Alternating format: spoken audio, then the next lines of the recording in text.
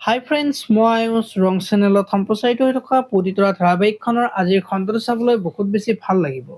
কিয়নো আজিৰ খণ্ডটোত পিহু জোনৰ ওচৰত যাব আৰু কান্দি থকা দেখা পাই পিহু আইতাকৰ ওচৰলৈ যাব। আৰু মামীয়ে কান্দি আছে, কালি যে মাৰ পৰা চেইন আৰু পইচা যেন হেৰাইছিলে, মামীৰ ৰুমত মায়াকে থৈছিলে, মায়ে মিছাকৈ গালি পাৰি থাকে বুলি আইতাকক ক'ব। আৰু তেতিয়া মাকে চন্দিকাই কিয় এনেকুৱা কৰি আছে বুলি ভাবি থকা দেখিবলৈ পাব।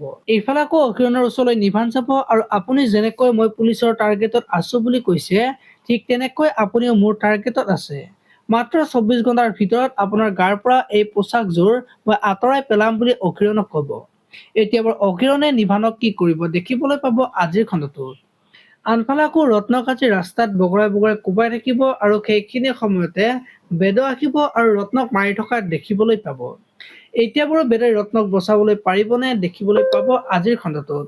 আপোনালোকে পবিতৰা ধাৰাবাহিকখন চাই কেনেকুৱা পায় কমেন্ট কৰি জনাব। আৰু যদি আপোনালোকে এতিয়ালৈকে চেনেলটো ছাবস্ক্ৰাইব কৰা নাই, তেতিয়াহ'লে চেনেলটো ছাবস্ক্ৰাইব কৰি ভিডিঅ'টোত এটা লাইক কৰি দিব। ধন্যবাদ।